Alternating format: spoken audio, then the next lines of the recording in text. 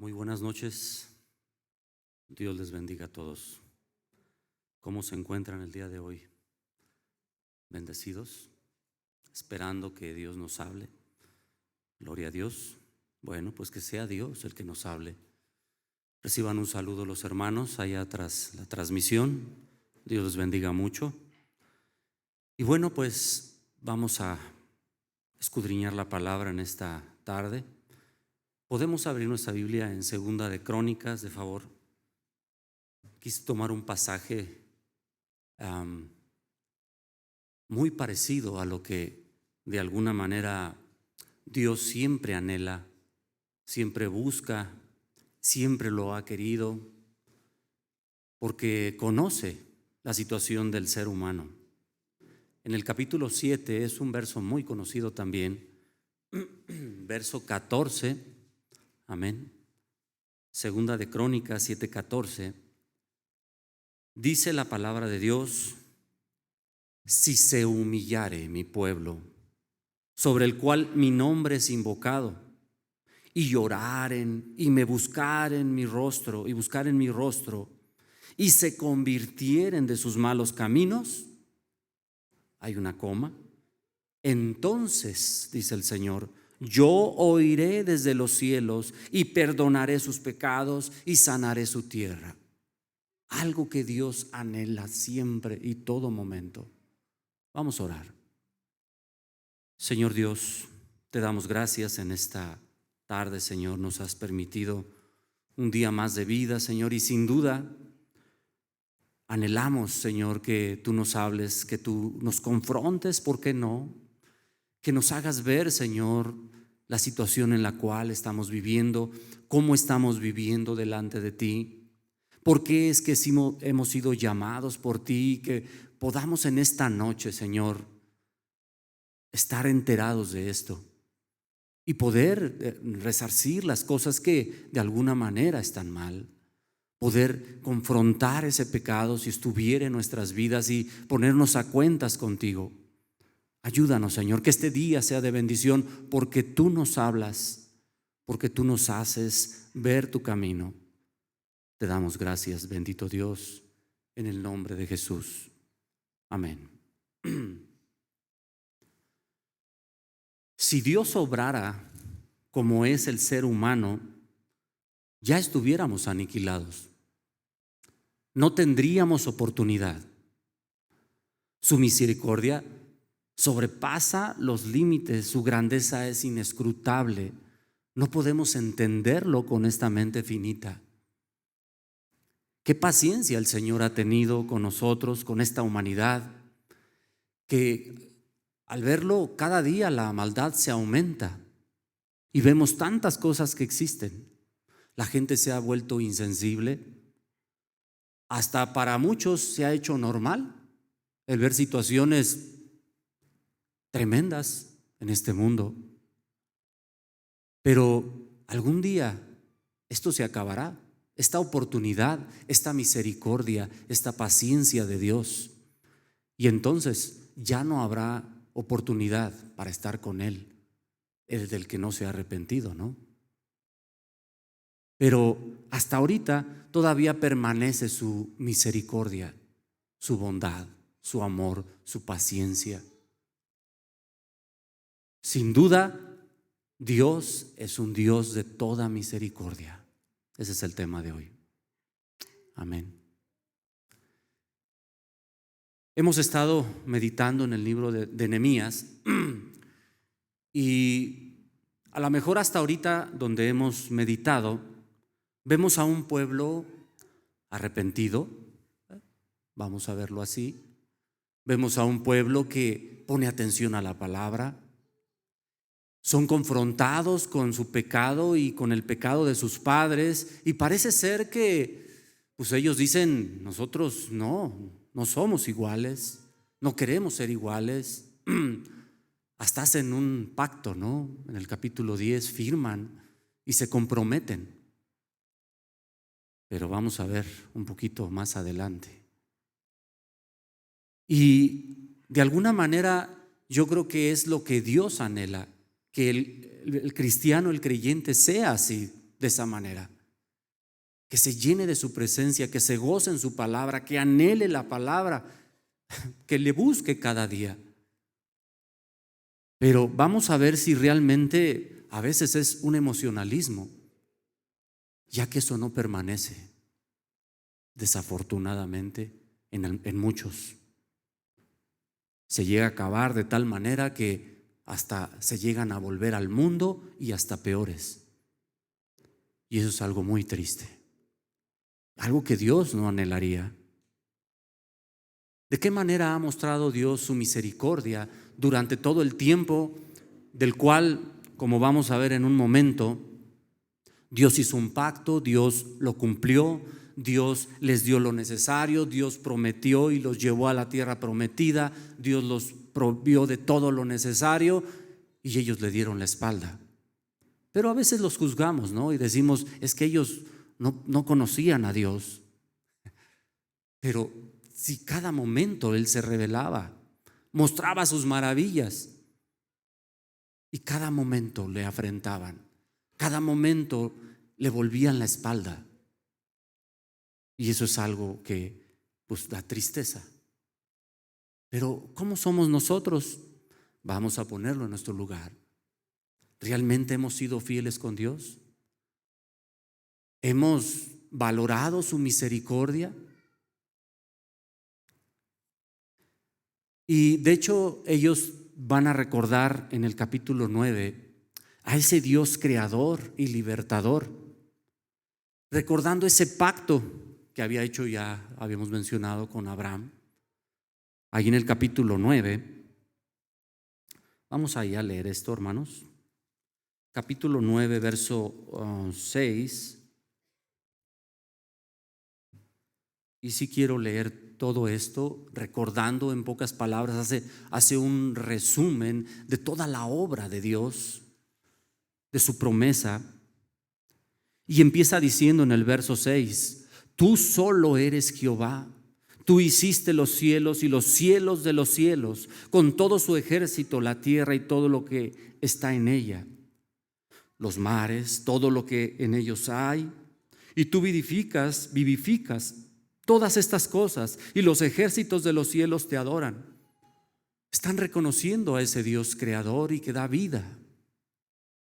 Dice el verso 7, tú eres Jehová, el Dios que escogiste a Abraham y lo sacaste de Ur de los Caldeos y le pusiste el nombre de Abraham.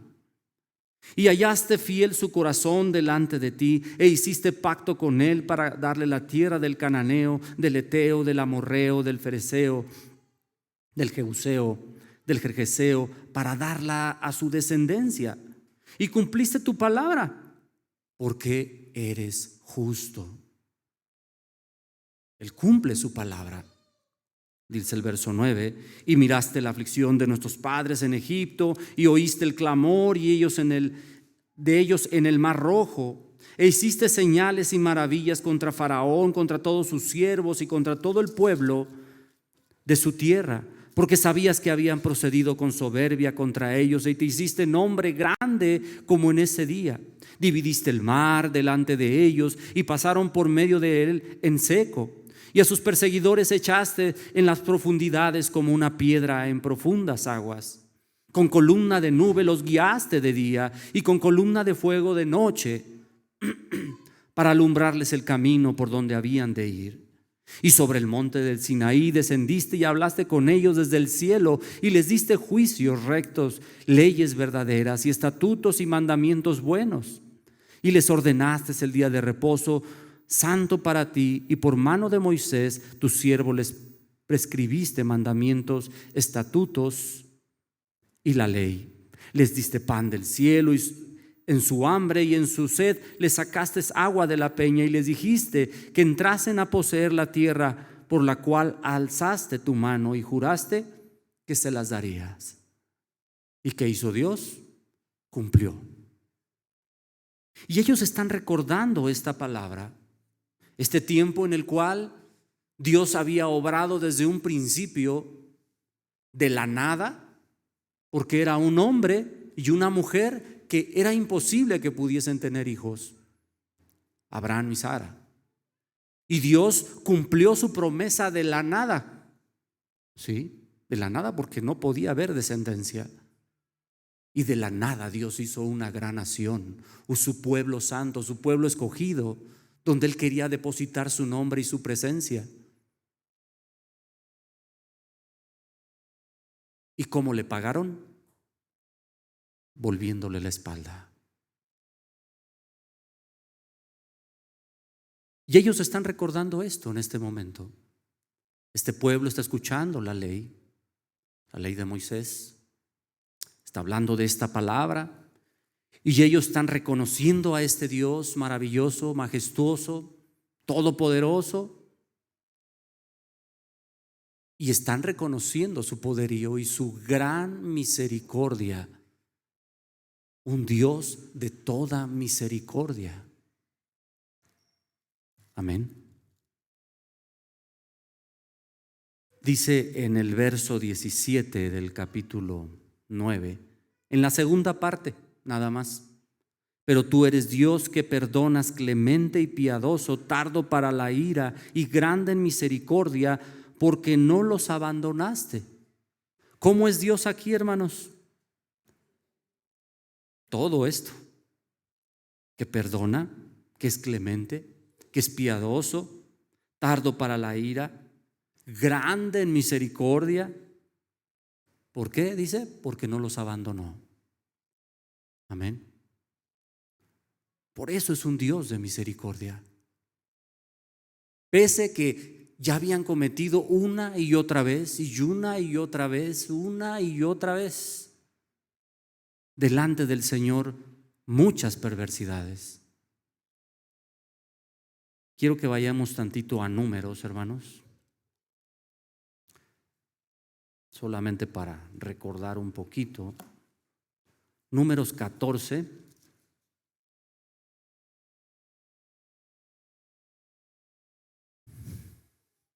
De hecho, ahí el título dice: los israelitas se rebelan contra Jehová. Esto ya no era nuevo, era una y otra vez. Sin embargo, Dios cumple su palabra y lleva al pueblo que quiso obedecer a la tierra prometida. Aún todavía esperando que todos estos pudiesen mantenerse firmes, y que vemos muchas cosas que pasan en el camino, ¿no? Dice el capítulo 14 en el verso 1: entonces toda la congregación gritó y dio voces, y el pueblo lloró aquella noche de arrepentimiento. No, mire, ¿de qué? Y se quejaron contra Moisés y contra Aarón todos los hijos de Israel, y les dijo toda la multitud: ojalá muriéramos en tierra de Egipto o en este desierto, ojalá muriéramos. ¿Por qué? Dice el verso 3: ¿y por qué nos trae Jehová a esta tierra que cae a espada, a caer a espada, y que nuestras mujeres y nuestros niños sean por presa? Dios había equivocado, ¿verdad? Según ellos. ¿Por qué Dios los había llevado a morir ahí? Le dicen ellos. ¿No nos sería mejor volvernos a Egipto? Allá estábamos mejor. Aunque esclavos, pero estábamos mejor, dirían ellos. Verso 4: y decían el uno al otro: designemos un capitán y volvámonos a Egipto. Entonces Moisés y Aarón se postraron sobre su rostro delante de toda la multitud de la congregación de los hijos de Israel. Al grado, hermanos, que en el verso 10 dice que toda la multitud habló de apedrearlos. Todavía, fíjese. Pero la gloria de Jehová se mostró en el tabernáculo de reunión a todos los hijos de Israel. Entonces, Josué y Caleb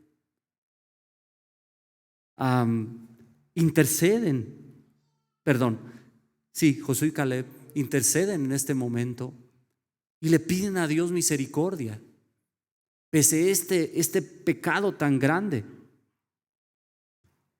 Y Dios los escucha, porque Dios tiene misericordia. Dice en el verso 11: y Jehová dijo a Moisés: ¿hasta cuándo me he de irritar este pueblo? ¿Hasta cuándo no me creerán con todas las señales que he hecho en medio de ellos?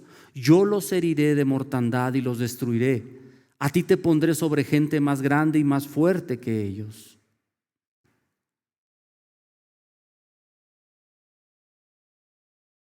Dice en el verso 6 que Josué, hijo de Nun, y Caleb, hijo de Jefoné, que eran de los que habían reconocido la tierra, se indignaron y rompieron sus vestidos al ver la actitud del pueblo, ver la incredulidad de este pueblo. Pero aún Dios en su misericordia, Dios tiene paciencia una y otra vez, una y otra vez. Dice en Josué capítulo 9, verso 18: además, cuando hicieron para sí becerro de fundición y dijeron: este es tu Dios que te hizo subir de Egipto, y cometieron grandes abominaciones, recordando en este momento lo que sus ancestros habían hecho. Pero mire, la misericordia de Dios. Dice el verso 19: tú por tus muchas misericordias no los abandonaste en el desierto. La columna de nube no se apartó de ellos de día para guiarlos por el camino, ni de noche la columna de fuego para alumbrarles el camino por el cual habían de ir. ¿Pese qué? Pese su rebeldía. ¿Que iban a tener consecuencias? Claro que sí, sobre todo esto que habían hecho. Pero entre ellos había algunos que sí podían creerle a Dios. De los 2 espías, solamente 2. Y la mayoría no pudo entrar, quedó postrada en el desierto. Dice el verso 20 del capítulo 9: y enviaste tu espíritu, tu buen espíritu, para enseñarles, y no retiraste tu maná de su boca, y agua les diste para su sed. Los sustentaste 40 años en el desierto. De ninguna cosa tuvieron necesidad, sus vestidos no se envejecieron ni se hincharon sus pies, y les diste reinos y pueblos, los repartiste por distritos, y poseyeron la tierra de Sehón, la tierra del rey de Hesbón y la tierra de Og, rey de Basán. Multiplicaste a sus hijos como las estrellas del cielo, y los llevaste a la tierra de la cual habías dicho a sus padres que habían de entrar y poseerla. Y los hijos vinieron y poseyeron la tierra, y humillaste delante de ellos a los moradores del país, a los cananeos, los cuales entregaste en sus manos, y a sus reyes y a los pueblos de la tierra, para que hiciesen de ellos como quisieran. Y tomaron ciudades fortificadas y tierra fértil, y heredaron casas llenas de todo bien, cisternas hechas, viñas, olivares y muchos árboles frutales comieron, y se saciaron y se deleitaron en tu gran bondad. Sin embargo, todo eso no les sirvió. Dice que no hicieron nada para poder llegar y poseer lo que ya estaba hecho, lo que Dios les estaba dando. Sin embargo, hubo ingratitud de su parte, y no reconocieron a ese Dios todopoderoso. Dice el verso 27 en la segunda parte: pero en el tiempo de su tribulación clamaron a ti, y tú desde los cielos los oíste, y según tu gran misericordia les enviaste libertadores para que los salvasen de la mano de sus enemigos. A pesar de su rebeldía, Dios los libra una y otra vez. Igual en el verso 28, en la segunda parte: pero volvían y clamaban otra vez a ti, y tú de los cielos los oías según tus misericordias. Muchas veces los libraste. Amén. Dice el verso 29 en la primera parte: también les amonestaste a que se volviesen a tu ley. ¿Cuántas veces? Todo el tiempo. No les mandaba profetas, no les mandaba su palabra, no les hablaba de una y de otra manera. Dice el verso 30, en la primera parte también: les soportaste por muchos años y les testificaste con tu espíritu por medio de tus profetas. Amén. Verso 31: mas por tus muchas misericordias no los consumiste ni los desamparaste, porque eres Dios clemente y misericordioso.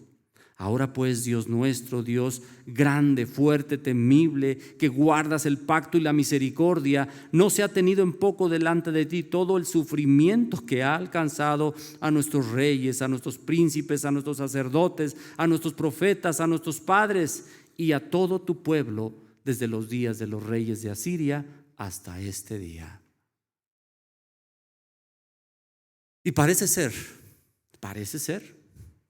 que ellos están diciendo: hoy reconocemos realmente tú eres el Señor Dios Todopoderoso. Y en el capítulo 10 firman ese pacto y se comprometen. Pero ¿qué pasa después? Siempre hay una consecuencia por el pecado. En Hebreos, vamos a Hebreos tantito y póngale una separación. Hablando de esta situación,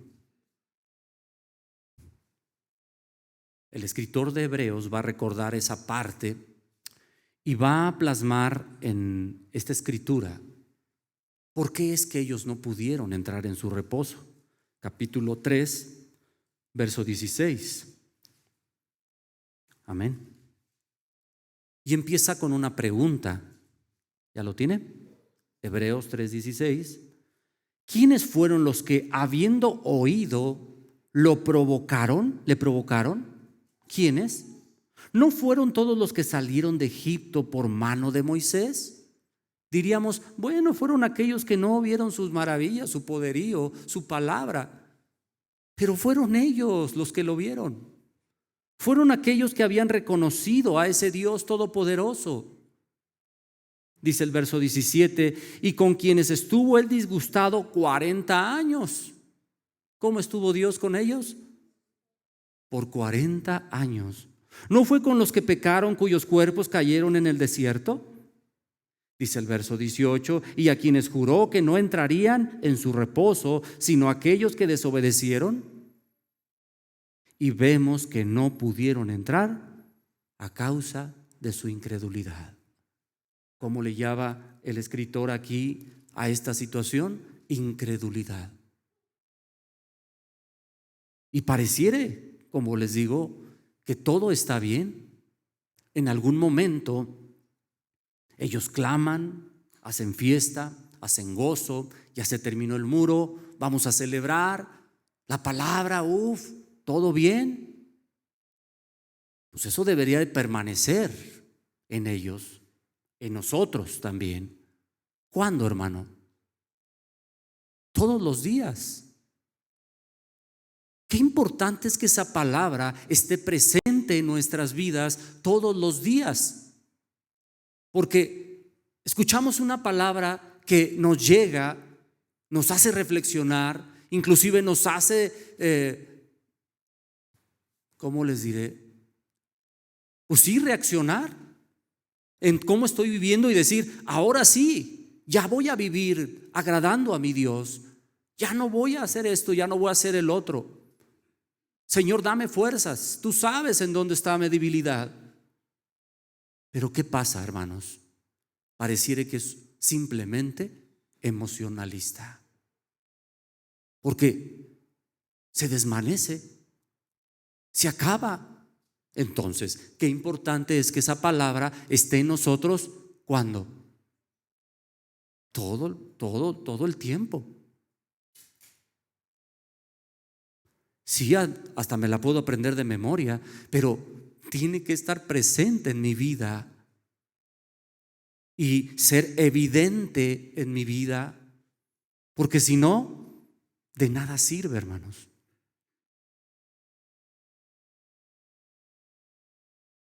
Nehemías capítulo 9, vamos a regresar.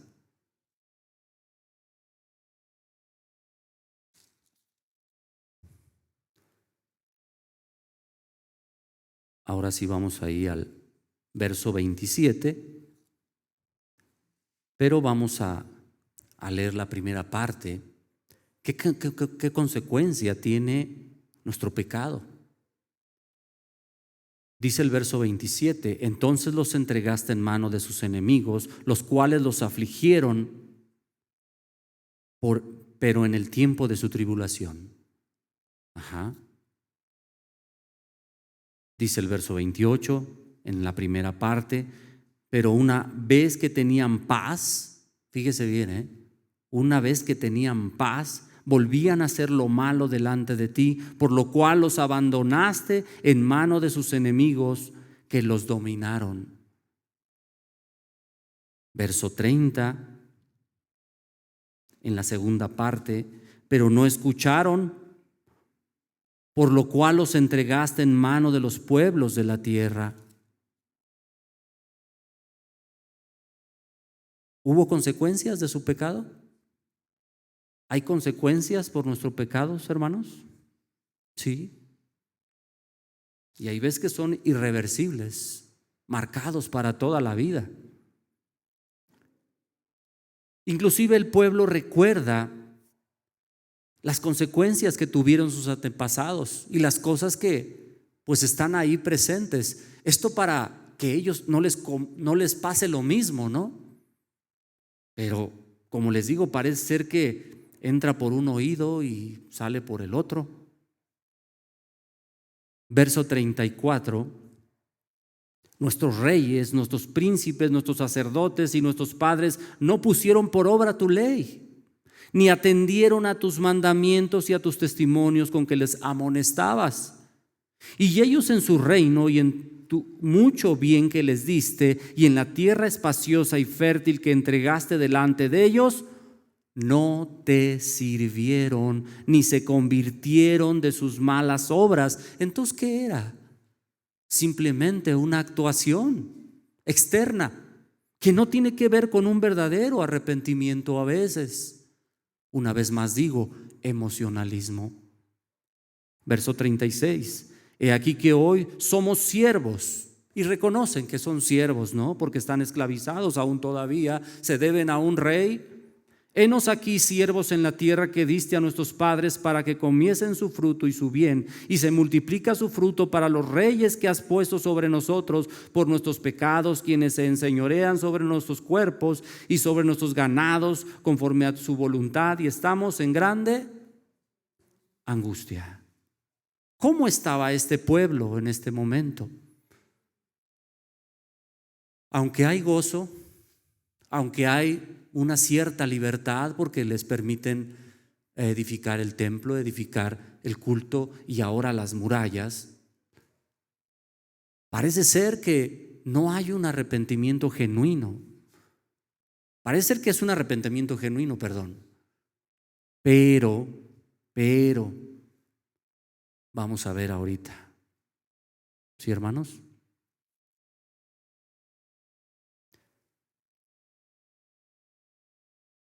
Y parece ser, hermanos, o sea, nos deja ver la palabra de Dios del capítulo 8 al capítulo 10 aproximadamente. Y yo no digo que no hicieron algo bueno, porque realmente fue algo bueno delante de Dios. Sin embargo, eso no perduró en ellos, no permaneció firme en ellos. Solamente tuvo que irse un ratito Nehemías y todos se hicieron lo que bien les parecía.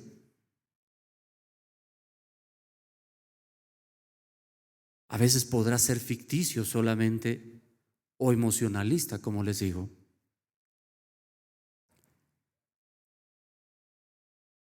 Yo creo que es importante, o sea, el Espíritu de Dios es el que nos dirige y nos gobierna y nos da dirección, nos fortalece, nos habla. Y sin duda, yo siento que eso es lo que faltó en los que no permanecieron firmes. La dirección del Espíritu Santo. En este tiempo estaba el Espíritu Santo obrando en ellos. Y si no es por el Espíritu Santo, toda acción que podamos hacer o toda acción que hicieron se puede desvanecer. Si usted nota ahí en el capítulo 9, mire, usted véalo con sus propios ojos. Dice que en el día 24, en el verso 1, en el día 24 del mismo mes se reunieron los hijos de Israel en ayuno y con cilicio y tierra sobre sí. Ese era un símbolo de arrepentimiento y de indignación delante de Dios, de arrepentimiento. Eso representaba la ceniza, el echarse en la cabeza. De hecho, dice el verso 2 que se habían apartado de la descendencia de Israel, de todos los extranjeros. Estuvieron de pie y confesaron sus pecados, las iniquidades de sus padres. Y de hecho, ya han hablado algunos hermanos del tiempo que estuvieron delante del Señor. 6 horas. 3 horas de escuchar la palabra, de confesar, de escuchar la ley de Jehová, y 3 horas confesando sus pecados y adorando al Señor. Un buen tiempo, ¿no? A veces nosotros con 1 hora aquí nos estamos durmiendo. Yo también, hermanos, a veces me pasa. Dice la palabra de Dios, verso 3, y puestos de pie en su lugar, leyeron el libro de la ley de Jehová, su Dios, la 4ª parte del día, y la 4ª parte confesaron sus pecados y adoraron a Jehová, su Dios. Luego se levantaron sobre las gradas de los levitas, Yeshua, Bani, Cadmiel, Sebanías, Buni, Serebías, Bani y Kenani, y clamaron en voz alta a Jehová su Dios. Y dijeron los levitas, Yeshua, Cadmiel, Bani, Asanías, Serebías, Odías, Sebanías y Petaías: levantaos, bendigan a Jehová su Dios desde la eternidad hasta la eternidad, y bendiga el nombre tuyo glorioso, alto sobre toda bendición y alabanza. Y pareciese un gozo, y sí, realmente lo hicieron así. Amén. Y todo era gozo delante del Señor, y pareciera ser un arrepentimiento genuino delante de Dios.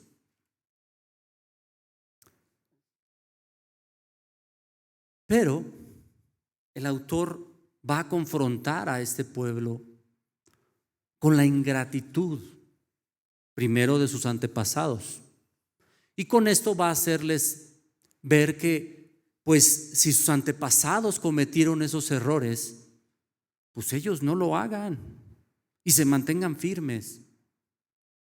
Por eso en el capítulo 10 dice en el verso 1: los que firmaron fueron Nehemías, el gobernador, hijo de Alcalías, Sedequías y todos los demás. ¿Sí? Firman ese pacto haciéndose responsables de lo que están hablando, y que van a servir al Señor con todo su corazón, con toda su alma y con todas sus fuerzas, y que no van a fallarle, y que de ese día en adelante ya no va a haber nada que pueda separarlos. Amén. ¿Usted ha hecho ese pacto con Dios en algún momento, hermano? Yo sí, pero también le he fallado. También le he fallado. Yo no sé si nos ha pasado también, algunos.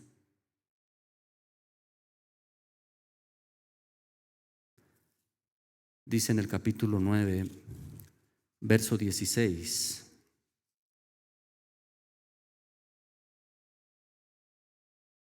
mas ellos, o sea, sus antepasados y nuestros padres, fueron soberbios y endurecieron su cerviz y no escucharon tus mandamientos. Verso 17, ahí en la primera parte: no quisieron oír ni se acordaron de tus maravillas que habías hecho con ellos. Antes endurecieron su cerviz y en su rebelión pensaron poner caudillo para volverse a su servidumbre. Ya lo habíamos visto, ¿no? Verso 26: pero te provocaron a ira y se rebelaron contra ti y echaron tu ley tras sus espaldas y mataron a tus profetas que protestaban contra ellos para convertirlos a ti e hicieron grandes abominaciones. Aún Dios, mostrando su gran misericordia y su amor para con su pueblo, ellos dice que afrentaron al Señor, no obedeciendo sus mandamientos, tomando en vano la palabra que Él les había hablado. Verso 28. Pero una vez que tenían paz, volvieron a hacer lo malo delante de ti, por lo cual los abandonaste en mano de sus enemigos que los dominaron. Amén. Dice en el verso 29, en la segunda parte: mas ellos se llenaron de soberbia y no oyeron tus mandamientos, sino que pecaron contra tus juicios, los cuales si el hombre hiciere, en ellos vivirá. Se rebelaron, endurecieron su cerviz y no escucharon. Amén. Y entonces muestra la ingratitud de este pueblo, que había sido así. Y ellos están escuchando. Y me imagino que ellos están diciendo: yo no voy a ser como ellos. Yo sí me voy a mantener firme. Amén. ¿Usted qué dice, hermano? ¿Usted qué dice después de lo que ha escuchado? También podría decir: Señor, yo sí me voy a mantener firme. Yo creo que es fácil decirlo. ¿Por qué es importante que esa palabra esté presente en nosotros cada día? Porque así no se nos va a olvidar, hermano. Esa palabra, si se olvida, si no está presente en nuestras vidas, es fácil deslizarnos, apartarnos, cuando empezamos a poner la mirada en este mundo.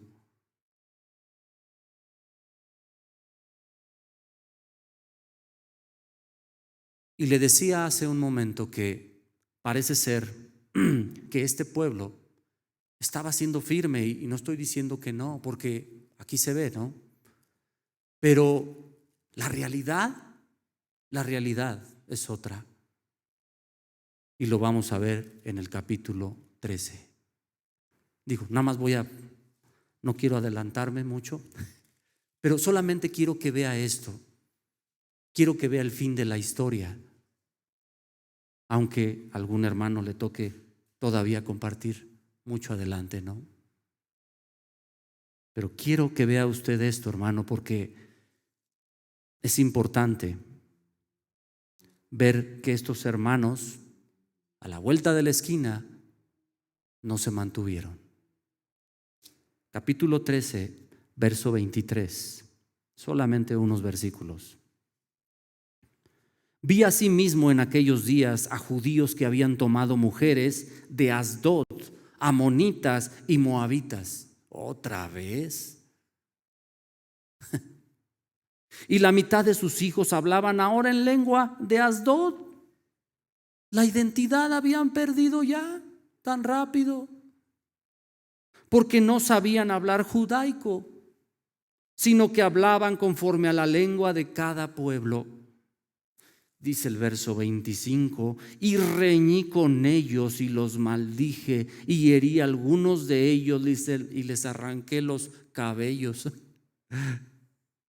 Y les hice jurar diciendo: no daréis a vuestras hijas y a sus hijos, no tomaréis de sus hijas para vuestros hijos, ni para vosotros mismos. ¿No lo había dicho así Dios? ¿Qué tan rápido se les olvidó? Dice el verso 26: ¿no pecó por esto Salomón, rey de Israel?